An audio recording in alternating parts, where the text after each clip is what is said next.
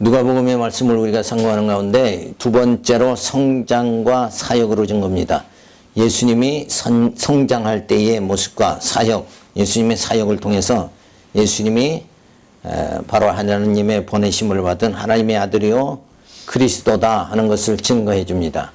그래서 성장할 때의 증거가 2장 41절에 주어지는데 12살 때의 성전이 자기 아버지 집이라고 증거해 줍니다. 그 부모가 해마다 유월절을 당하며 예루살렘으로 가더니 예수께서 12살 될 때에 저희가 이 전례를 쫓아 올라갔다가 그날들을 마치고 돌아갈 때에 아이 예수는 예루살렘에 머무셨더라. 그 부모는 이를 알지 못하고 동행 중에 있는 줄로 생각하고 하룻길을 간 후 친족과 아는 자 중에서 잣대 만나지 못하며 찾으면서 예루살렘에 돌아갔더니 사흘 후에 성전에서 만난 즉 그가 선생들 중에 앉으사 저희에게 듣기도 하시며 묻기도 하시니 듣는 자가 다 그 지혜와 대답을 귀히 여기더라. 그 부모가 보고 놀라며 그 모친은 가로되 아이야 어찌하여 우리에게 이렇게 하였느냐 보라 내 아버지와 내가 근심하여 너를 찾았노라.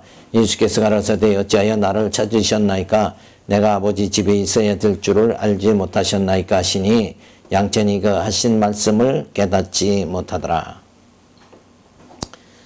자, 6월절, 해마다 6월절을 지키기 위해서 예루살렘으로 이스라엘 백성들은 올라가기로 했죠.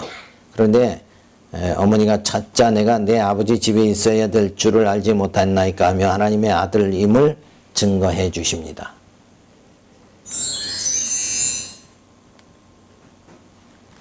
자, 율법에 의해서 해마다 6월절을 지키려고 예루살렘에 올라가죠. 그래서 절기를 마치고 나스스로 돌아가다가 예수를 찾지 못하게 되어집니다. 그러니까 아이가 없는지도 모르고 그냥 내려간 거죠. 내가 내 아버지 집에 있어야 될 줄을 알지 못하셨나이까. 자, 이 말을 하면서 성전이 바로 아버지 집이다. 그 말은 다시 뭐예요? 예수님은 자신은 하나님의 아들이다 하는 것을 증거해 줍니다. 바로 이것이 표적이다. 그래서 그리스도 되심의 표적입니다.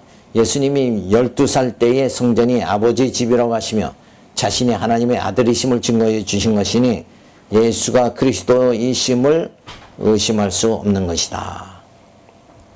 자, 이렇게 성장하면서 예수님이 하신 말씀, 내 아버지 집에 있어야 될 줄 알지 못합니까? 그러면서 자신이 하나님의 아들임을 증거해 주는 거죠.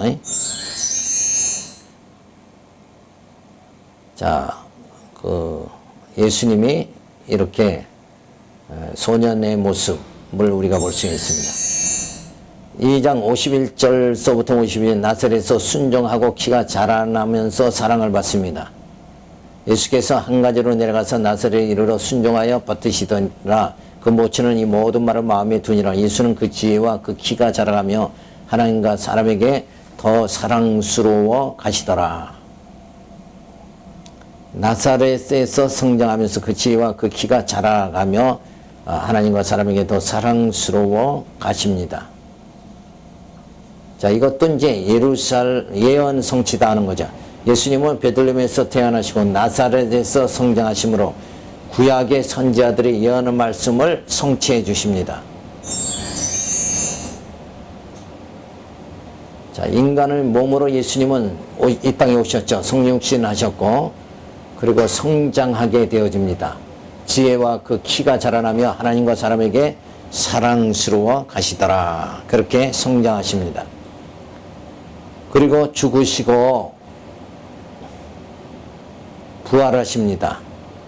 자, 그래서 예수님이 죄 많은 인간의 몸을 입고 오시어 죽으시고 죄와 사망을 이기신 승리가 오늘 우리에게 큰 소망이 되어진 것이다.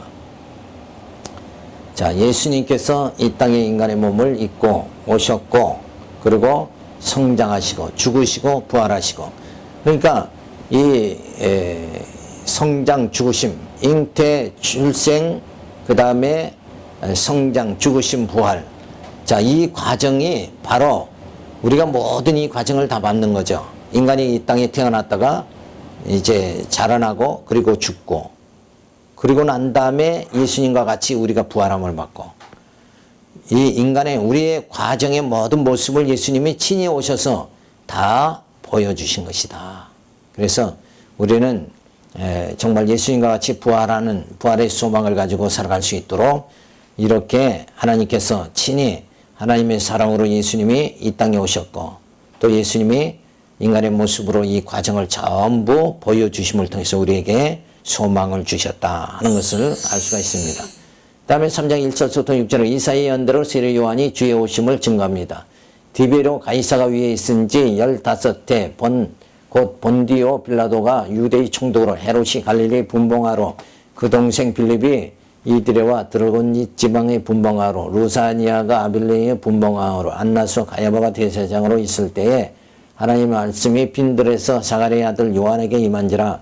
요한이 요단강 부흥 각처에 와서 죄사함을 얻게 하는 회개의 세례를 전파하니 선지자 이사야의 책에 쓴 바 광야에 외치는 자의 소리가 있어 가로되 너희는 주의 길을 예비하라. 그의 척경을 평탄케 하라. 모든 골짜기가 메어지고 모든 산과 작은 산이 낮아지고 굽은 것이 곧아지고 험한 길이 평탄하여질 것이요 모든 육체가 하나님의 구원하심을 보리라 함과 같으니라. 자, 이사야의 예언대로 광야에 외치는 자의 소리가 있을 것이라는 예언의 말씀이 성취되어집니다. 그러니까 성경에는 전부 다가 계속 이어지는 것이 뭐냐면 예언하고 그리고 성취되어진다. 그러니까 하나님이 언약하시고 성취하신다. 그러니까 이사야도 이미 이사야 선지자가 이미 예언한 대로 장차 광야에 외치는 자의 소리가 있을 것이다. 그 예언한 대로 광야에서 외치는 자 세례 요한이 등장하게 되어지죠. 그러니까 그런 과정을 또 역시 계속 이어지게 밝게 만드시는 이유가 뭐냐면 언약하시고 성취하심을 통해서 뭐가 주어져요? 우리에게 믿음이 주어진다. 그러니까 믿음을 주시기 위해서 이런 아무런 예고 없이 세례 요한이 광야에서 외치면 그거 그냥 사람 중에 그 좀 우월한 사람이 나타나서 신앙이 좀 특출한 사람이 나타나서 광야에서 많은 사람들에게 회개하라 그렇게 외친 것이 아니냐 이렇게 되어진단 말이에요. 그렇지 않아도 4대 성인 중에 예수님이 한 사람이다 이렇게 돼버리잖아요. 그리고 요즘하게 심각한 거는 서울의 유명한 목사가 그 불교의 절에 가서 이제 참 기독교나 불교나 다 같이 선을 추구한다 이렇게 얘기를 하면서 자기가 은퇴하면 종교 화합운동을 전개하겠다. 근데 성경은 그게 아니잖아요. 그죠? 예수의 이름을 부르는 자 그 외에는 하나가 될 수가 없는 거예요. 그러니까 일치운동을 지금 자꾸 하죠. 그게 종교다운주의예요. 종교가 다 같은 거 아니냐. 결국 선을 추구하는 거다.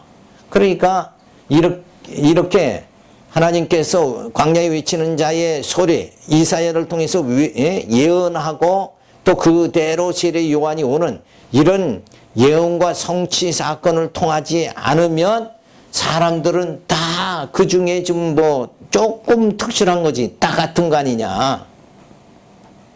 자, 그렇게 일반화 시켜버린다 이거예요. 그게 좋은 사상이 아니에요.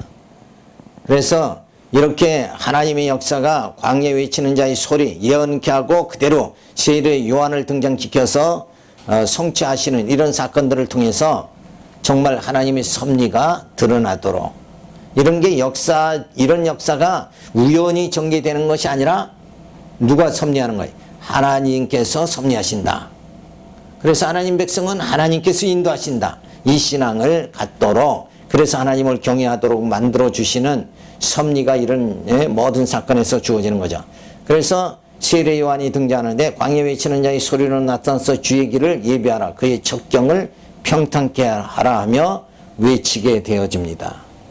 그래서 늘 우리가 정말 주님이 가시는 길, 이 진리의 길, 이 길에 우리가 모두 다 뭐예요? 귀를 기울이고 협력하고 합력하는 이런 자세가 주어져야 되는 거죠. 그것이 바로 그 척경을 평탄케 하는 거예요. 그런데 이 길을 평탄케 하는 것이 아니라 협력하고 진리를 깨닫고 마음과 뜻이 하나 되고 이렇게 돼서 모두가 정말 주의 길을 예비하고 그 척경을 평탄케 하는 것이 아니라 그 광야에서 고라단 것 같이 모세와 하나님을 대적하고 이런 대적하는 세력들, 그런 세력들이 나타난다 그러면 주의 길을 평탄케 하는 것이 아니죠. 그건 반역을 일삼는 자, 그리스도의 길 또 이렇게 막아버리는 거죠. 그래서 사도들이 복음 전할 때 결국 거의 순교당하는 것이 뭔가 이런 주의 길을 평탄케 하지 못하는 그 뱀의 후손들 때문에 그렇게 되어진다 하는 것을 알 수가 있어요. 그래서 메시아의 사역은 모든 산과 작은 산이 낮아지고 굽은 것이 곧아지고 험한 길이 평탄하여지며 모든 육체가 구원함을 보리라. 그러니까 모든 산이 낮아지고 이렇게 하는 것은 뭐예요? 교만한 자를 다 낮추시고 또 굽은 것이 곧아지게 한다는 것은 뭐예요? 변론하는 자의 입을 다 막아버리고 이렇게 정말 하시는 분이 누군가. 그래서 주님 앞에서는 아무런 말을 할 수 없도록 핑계하지 못하도록 그렇게 만드시는 역사가 바로 예수님 메시아의 사역이다 하는 것을 말해줍니다. 자, 예수님이 오시기 700년 전 이사야 선지자가 예언하기를 광야에 외치는 자의 소리가 있어 가로되 너희는 주의 길을 예비하라 그의 척경을 평탄케 하라. 그래서 거역하는 고라당이 되지 말고 순종하는 자 되라 하고 이사야 40장 3절에 이사야 선지자가 예언해 주고 있습니다. 자, 이렇게 이사야 선지자가 예언한 대로 메시아가 등장하게 되어지는 거예요. 그러니까 예수님이 오시리라, 예언대로 오시리라, 하나님의 예언은 반드시 이루어진다. 그 사실이 이렇게 이사야 선지자, 예수님 오시기 700년 전에 예언하게 하고 700년 후에 예수님이 오시게 되어지는 역사가 실현되게 만들어 주신다. 예언이 성취되는 역사가 주어지도록 이렇게 함을 통해서 결국 우리가 믿음이 주어져서 바로 우리를 구속할 주님이 영원한 왕 되신 분이 바로 예수님이다. 이 사실을 우리가 믿는 그 믿음을 가지도록 만들어 주셔서 이제 내 뜻대로 살아가는 것이 아니라 주님 뜻대로 살아가고 그리스도의 영광의 날을 바라보고 살아갈 수 있는 그런 믿음을 우리들에게 주시기 위해서 하나님께서는 이렇게 역사하신다. 그래서 하나님의 백성은 하나님이 이런 사실을 보더래 뭐예요? 하나님의 백성은 하나님께서 양육해 나가신다. 그러니까 우리가 말씀을 자꾸 듣고 깨닫는 게 뭐예요? 하나님의 자녀로 양육받는 거다. 근데 듣고 깨닫는 거를 공부하는 걸 싫어한다 그러면 하나님의 자녀로 양육받는 게 뭐예요? 소홀하게 되어진다. 그래서 깨달음을 통해서 뭐예요? 우리 땅의 지식이 아니라 하늘의 지혜가 우리 속에, 우리 머릿속에 입력되도록 그렇게 되어져야 되는 거죠. 자, 그리고 예수님이 출현하게 되는데 그 6개월 전에 또 예언대로 세례 요한이 출현하게 되어진다. 그러니까 이사야 예언대로 예수님이 오시고 그리고 예수님의 오시기 전에 세례 요한이 또 예언대로 와서 예수를 또 증거하고 그래서 성경은 예수에 대해서 얼마나 여러 가지로 이렇게 증거해 주고 있다 이거예요. 그래서 그 증거된 예수가 누구라는 거예요? 바로 구속주 메시아다. 그는 영원한 왕이고 영원한 제사장이고 참 선지자다. 이거를 증거해 주는 거예요. 왜 그렇게 저렇게 열심히 증거해 주는가? 바로 왕으로 오신 예수님께서 모든 질병과 사망의 권세를 다 물리치고 우리를 죽음에서 어디로 옮겨주는 거예요? 생명으로 옮겨주신다. 그러니까 예수님이 왕으로 오셨다는 건 무슨 뭐예요? 이 사망 권세를 다 물리치러 그리고 우리를 구원해 주시려고 이 땅에 무엇으로 왔어요? 사망 권세를 통치하는 어둠의 권세를 통치하시는 왕으로 오셨다. 그러니까 예수님의 왕으로 메시아로 오셨다는 것이 뭐예요? 우리 구원의 소망이다. 내가 구원받을 수 있게 되어졌다는 그 기쁨이 주어지게 되어집니다. 그래서 이사야 선지자 예언대로 예수님 오셨고, 또 선지자 예언대로 세례 요한이 광야에 외치는 자의 소리가 이사야 선지대로 또 성취되면서 세례 요한이 출현하고, 그리고 세례 요한이 증거하는 대로 6개월 후에 예수님이 출현하신다. 그러니까 우리가 예수를 안 믿는다는 것은 있을 수가 없는 거다. 이렇게 볼 수가 있는 거죠. 자, 그래서 주의 길을 예비하라. 그리고 주의 첩경을 평탄케 하라. 그래서 하나님의 구원하심을 보리라. 그래서 이 땅에 예수님께서 모든 것을 정말 평탄케 하는 역사가 주어집니다. 그래서 우리를 구원의 길로 인도하도록 모든 이 땅에 정말 질병과 사망의 모든 권세, 어둠의 권세를 다 물리쳐서 평탄케 해주시고, 그리고 우리가 정말 새하늘과 새 땅으로 다름박질할 수 있도록 만들어 주신다. 따라서 메시아는 기름 부음을 받은 자로 영원한 제사장이 영원한 왕이시오 참 선지자이므로 세상의 정치적 권력자나 종교 세력인 교권주의자나 모두가 메시아의 통치를 받아야 된다. 그래서 이 모든 하래의 모든 만물 만사를 뭐예요? 결국 예수님께서 다 영원한 왕으로 통치하신다. 그래서 그 주님의 그 통치하심에서 어느 누구도 벗어날 수가 없는 것이다. 그런데 사람들은 내 뜻대로 살려고, 내가 신이 되려고 그렇게 하지만 결국은 뭐예요? 예수 메시아의 통치권 아래 다 들어가 있는 것이다. 여기에서 예외되고 치의 복권을 가질 만한 사람은 이 땅에 아무도 없다. 그래서 늘 메시아의 그 왕권 통치하에 우리가 살아가게 되어집니다. 자, 이 사진을 보면 앞에서 광야에 외치는 자 세례 요한이 등장해서 많은 사람들이 참 그 말씀을 듣게 되어집니다. 자, 3장 7절부터 14절에 보면 요한이 세례를 받으러 나온 무리에게 회개를 촉구합니다. 요한이 세례 받으러 나온 무리에게 이르되 독사의 자식들아 누가 너희를 가르쳐 장차 올 진노를 피하라 하더냐. 그러므로 회개에 합당한 열매를 맺고 속으로 아브라함이 우리 조상이라 말하지 말라. 내가 너희에게 이르노니 하나님이 능히 이 돌들로도 아브라함의 자손이 되게 하리라. 이미 도끼가 나무 뿌리에 놓였으니 좋은 열매 맺지 아니하는 나무마다 지켜 불에 던지우리라. 무리가 물어 가로되 그러하면 우리가 무엇을 하리이까? 대답하여 가로되 옷 두 벌 있는 자는 옷 없는 자에게 나눠줄 것이요 먹을 것이 있는 자도 그렇게 할 것이니라 하고 세리들도 세를 받고자 하여 와서 가로되 선생님 우리가 무엇을 하리까 하며 가로되 정한 세 외에는 늑증치 말라 하고 군병들도 물어가로되 우리는 무엇을 하리까 하며 가로되 사람에게 강포하지 말며 무사하지 말고 받는 요를 족한 줄로 알라 하니라. 자, 독사의 자식들을 하고 세례 요한이 책망을 하죠. 사탄을 쫓아서 하나님의 뜻을 거스르며 장로의 유전을 고집하며 외식적 신앙생활만을 하는 자들을 책망하게 되어집니다.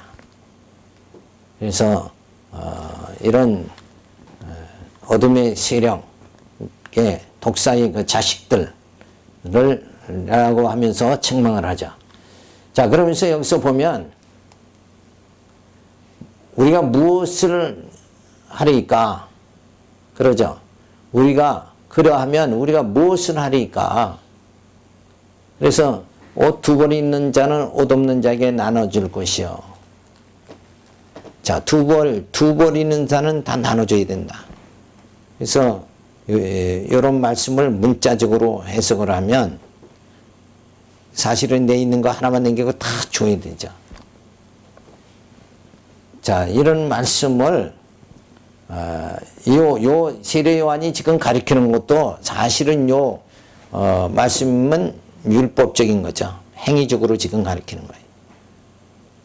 근데 요 행위를 그대로 다 겉옷을 달라면 속옷을 다 주고 이렇게 한다 그러면 지금 우리 생활 자체가 뭐 하기가 참 어려운 상태가 되죠. 근데 요 질문 자체도 잘못된 거죠. 우리가 무엇을 하니까 인간이 무엇을 해서 정말 구원에 이르도록 그렇게 돼야 됩니까? 이런 질문들 자체 질문도 잘못됐고 결국 대답도 이렇게 행위적인 대답을 해주잖아요.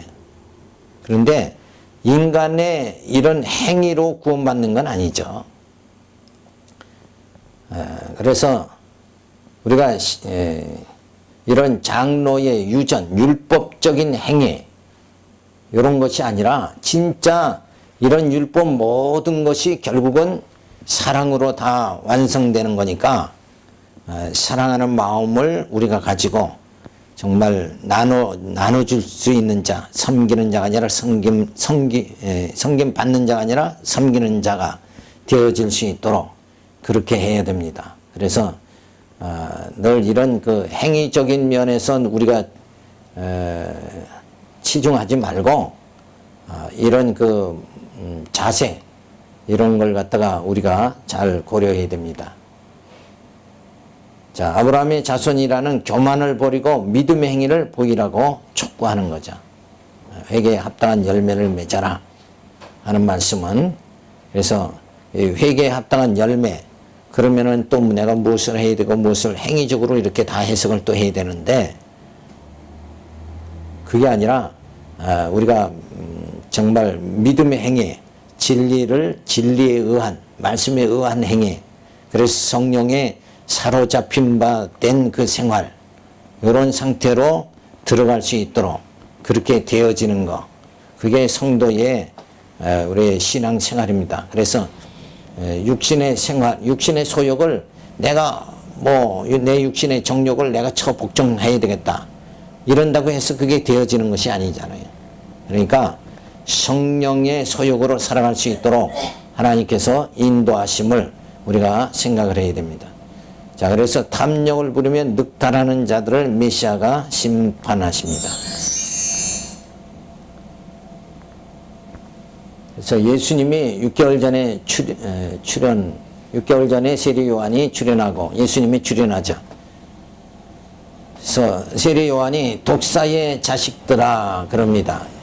그래서 아브라함의 자손이라 자랑하며 교만에 행하는 종교 기득권층을 말하는데 이 독사의 자식들아 하는 것은 다 주님 뜻대로 살아가는 것이 아니라 자기 뜻대로 살아가고 그리고 자기 행위에 공로주의로 자꾸 빠지는 율법주의자 사두개인들 바리새인들을 지금 세례 요한이 독사의 자식들아 하고 책망하는 거예요. 그래서 이들은 불에 던지우리라 그랬어요. 탐욕과 늑탈하는 자를 심판하십니다. 육신의 소욕인 탐욕에 의해 살 때는 자유함이 없으나 그리스도의 통치를 받게 되면 모든 눌린 자가 자유함을 받게 되어집니다. 자, 이 말은 뭐냐면 우리가 육신의 소욕으로 살면 내가 만약에 욕심 나는데 먹고 싶을 때 먹는 거 먹고 싶을 때 먹으니까 자유로운 것 같은데 사실은 먹고 싶은 그 욕망에 사로잡힌 상태죠, 그게. 그러니까 그 엄밀하게 말하면 무엇을 내가 해야 되겠다 했을 때 정욕으로 하면 정욕의 노예로 그냥 하는 거예요. 그러나 우리가 그리스도의 통치를 받게 되어지면 자유한 자가 된다. 그 말은 성령께서 우리 마음속에 기쁨을 주죠. 그래서 자원하는 심령이 돼서 즐겁게 하면 그건 매인 것이 아니라 뭐예요? 일을 하고도 굉장히 기뻐지는 거예요. 그러니까 무엇을 하고 자유롭고 기쁘면 그건 벌써 뭐예요? 성령의 이끌림 받아서 하는 거고 내가 무엇을 하고 했는데 그게 부자연스럽고 불편하면 그건 뭐예요? 정욕에 육신의 소욕에 의해서 한 것이다. 그러니까 욕심에 따라서 한 것뿐이다. 이렇게 볼 수밖에 없는 거예요. 그러니까 요 자유함을 받는 그 행위냐, 그렇지 않으면 탐욕에 의해서 자유함을 잃어버린 자의 행위가 나타나느냐, 이런 것을 우리가 살펴봐야 됩니다.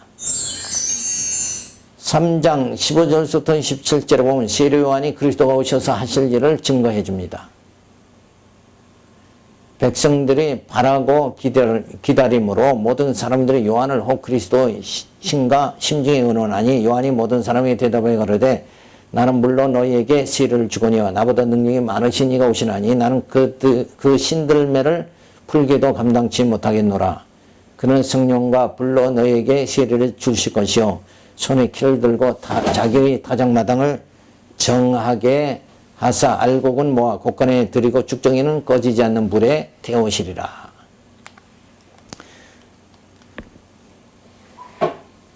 말라기 선지자 이후 400년간 선지가 나타나지 않다가 광야에 외치는 자로 세례 요한이 나타나자 저가 그리스도가 아니냐 하며 사람들이 생각하게 되어지죠. 자, 세례 요한은 자신은 그리스도가 아니며 그리스도가 오시면 성령과 불로 세례를 주며 알곡과 죽정이를 가려내는 심판하실 것을 말해줍니다. 자, 세례 요한은 물세례를 행하고 예수님은 뭐예요? 성령과 불로 세례를 한다. 자, 이 세례는 결국은 성령으로 사로잡힌 바 되고 성령의 인도함을 받는 자가 되어진다 하는 것을 말해주죠. 그리고 알곡과 죽정이를 가려내는 심판.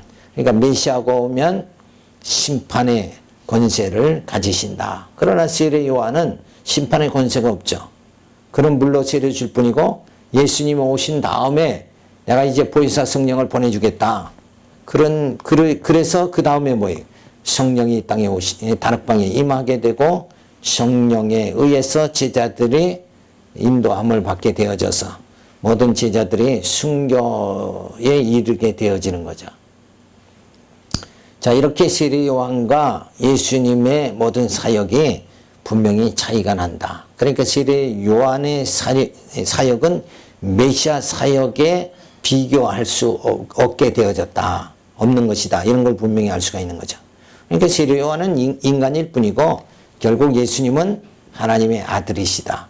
그래서 구속주로 오셔서 하는 일들이 정말 우리 택한 자들을 생명의 길로 인도하는 그 엄청난 예수님의 사역이 주어지는 것을 말해주고 있습니다. 자, 예수님께서 400년 전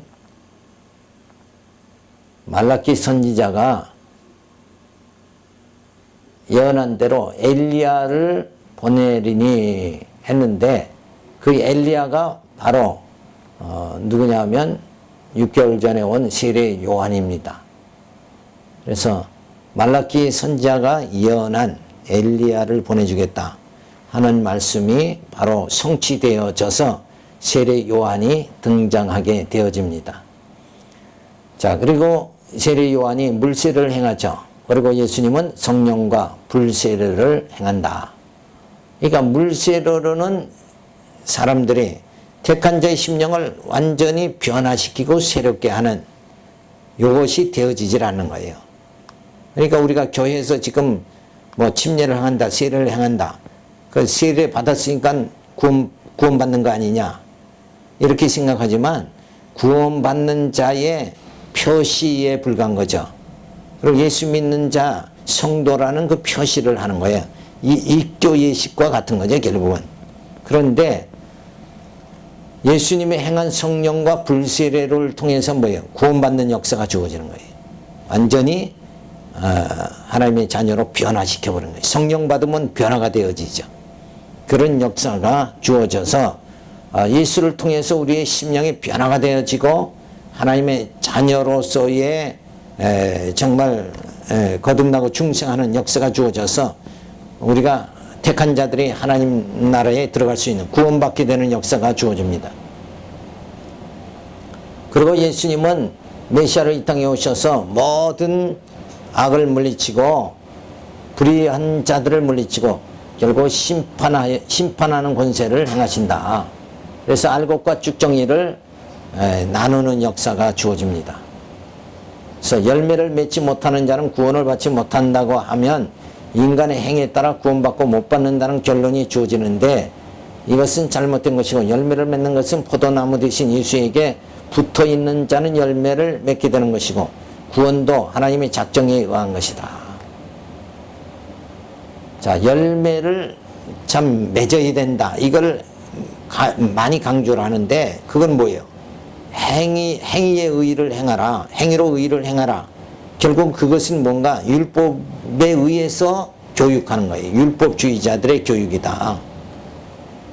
근데 우리가 열매를 맺는다 못 맺는다, 그런 행위에 따라서 구원받는 것이 아니고, 또 열매를 맺는다면 이때 포도나무 대신 예수에게 붙어서 열매를 맺는다 하는 것은 뭐예요? 율법에 의해서 행위, 선한 행위로 열매 맺는 그것이 아니고, 예수에게 붙어있는 자는 열매를 맺는다 하는 것은 믿음의 행위를 말하는 거죠. 그리고 성령의 소욕으로 살아가는 택한 자의 모습을 말해줍니다. 그러니까 단순히 율법에 의한 공로주의적인 행위, 그래서 인간이 구원을 이루려고 하는 행위, 그 행위의 열매, 그쪽이 아니고 예수에 의해서, 성령에 의해서 나타나는 성령의 행위, 바로 믿음의 행위가 열매로 나타나게 되어집니다. 그러니까 여기는 보면 불택자의 행위의 열매고, 믿는 자의 행위의 열매는 성령의 열매로 나타난다. 그러니까 같은 행위라도 믿음의 행위와 정욕적 행위가 다르죠. 그것을 성령에서는 가르쳐주고 있는 거예요. 그래서 우리가 그런데 사람들은 그저 착하게 살고 선한 행위, 그래서 모든 종교가 다 선을 추구하니까 똑같지 않느냐, 요게 다 뭘로 빠지는 거예요? 행위로 빠지는 거예요. 그러니까 결국은 율법으로 다 저들은 정죄될 수밖에 없는 거예요. 율법이라는 건 인간의 행위를 정죄하기 위해서 하나님이 주시는 거예요. 왜냐하면 인간은 스스로가 잘나고, 그리고 선을 행할 수 있고, 어떤 그 도에, 노력해서 도의 경지에 들어갈 수 있다 하는 인간의 의지, 그러니까 인간은 원래 절대 의지가 아닌데 상대 의지인데, 절대 의지인 양 착각하고 살아가는 그런 모든 자를, 교만한 자를 낮추기 위해서 율법은 주신 거죠. 그러니까 율법을 행해봐라. 그리고 너 의로워져서, 또 의인은 구원받는 거 아니에요? 그러니까 너 스스로 구원을 쟁취해봐라. 이렇게 하고 율법을 주셨는데, 인간은 정욕적으로는 그 행위에, 선한 행위에 이룰 수가 없으니까 결국 뭐예요? 정죄받을 수밖에 없는 거다. 그런데 우리가 하는 택한 자들의 행위는 뭐예요? 우리의 육신의 정욕에서 나오는 행위가 아니라 우리 안에 성령이 거하시면서 성령의 열매를 맺게 하시는 거예요. 성령에 의한, 성령의 소욕, 그 자체가 행위 아니에요, 결국. 그 행위를 나타나게 그렇게 만든다. 그래서 우리로 하여금 열매 맺는 자 되게 그렇게 만들어 주시는 거죠. 그래서 3장 18절부터 20절에 보면 세례 요한이 분봉한 헤롯을 책망한 데크로 옥에 갇힙니다. 또 기타 여러 가지로 권하여 백성의 좋은 소식을 전하였으나 분봉한 헤롯은 그 동생 아내 헤로디의 일과 또 그의 행한 모든 악한 일을 인하여 요한에게 책망을 받고 이 위에 한 가지 악을 더하여 요한을 옥에 가두니라. 결국 예수 그리스도 오심으로 백성들에게 알려주고 옥에 갇혀 죽게 되어집니다. 그러니까 세례 요한이 활동하는 그 기간이 뭐예요? 이제 예수님 오심으로 끝이 나버리는 거죠. 그러니까 이 세례 요한이 옥에 갇혀서 죽는다는 것은 결국은 뭐예요? 참 선지자로 오신 예수님 이전에 구약의 모든 선지자, 그리고 율법, 그 모든 것이 다 종결되고 끝이 나고 예수님의 시대가 주어지는 거죠. 그러니까 참 선지자의 시대가 주어진다는 것을 우리가 알 수가 있습니다. 그래서 옥에 갇힙니다. 하나님 보내심을 받은 선지자가 옥에 갇혀 고통을 받다가 끝내는 목배임을 당하게 하시는 것도 하나님의 보내심을 받은 선지라면 어찌 비참하게 죽을 수 있느냐 하며 의심하며 그 마음을 강팍하게 하여 구원받지 못하게 하시려고 섭리하시는 것이다. 그러니까 세례 요한같이 청령절복하게 메뚜기와 석청을 먹고 그렇게 살아가는, 그렇게 참 행위적으로는 거룩하게 살아가는 저가 비참하게 죽죠. 그런 걸 보면서 낙담해서 낙심해서 실족하게 돼서 멸망할 자들은 그렇게 멸망하게 그렇게 만드신다 하는 것을 알 수가 있습니다. 그래서 예수님이 출현하기 6개월 전 세례 요한이 출현하게 되고 물세를 행하고, 예수님은 성령 불세를 행하고 심판 알곡 죽정이를. 자, 그런데 동생의 아내를 취했다고 헤롯을 책망하니까 옥에 갇혀 버리죠. 요한을 감옥에 가두어 표면적으로 승리하는 것 같지만 헤롯은 하나님의 도구로 쓰인 것이니 요한을 죽임으로 율법과 선지의 실체이신 그리스도의 시대를 열게 하시는 섭리이며, 하나님의 종인 세례 요한을 옥에 가두어 죽임으로 헤롯은 악을 더하고 만 것이다. 그래서 결국 세례 요한이 죽음으로 인해서 모든 구약의 시대, 율법 시대는 마감이 되고 맞춰지고 예수님의 복음 시대가 열리게 되어진다. 이제는 행위로 의에 이르는 시대가 지나가 버리고, 이제는 뭐예요? 성령의 열매를 맺는 행위, 성령의 소용, 성령에 의한 행위로 들어갈 수 있도록 그렇게 바뀌는 시대가 주어진다.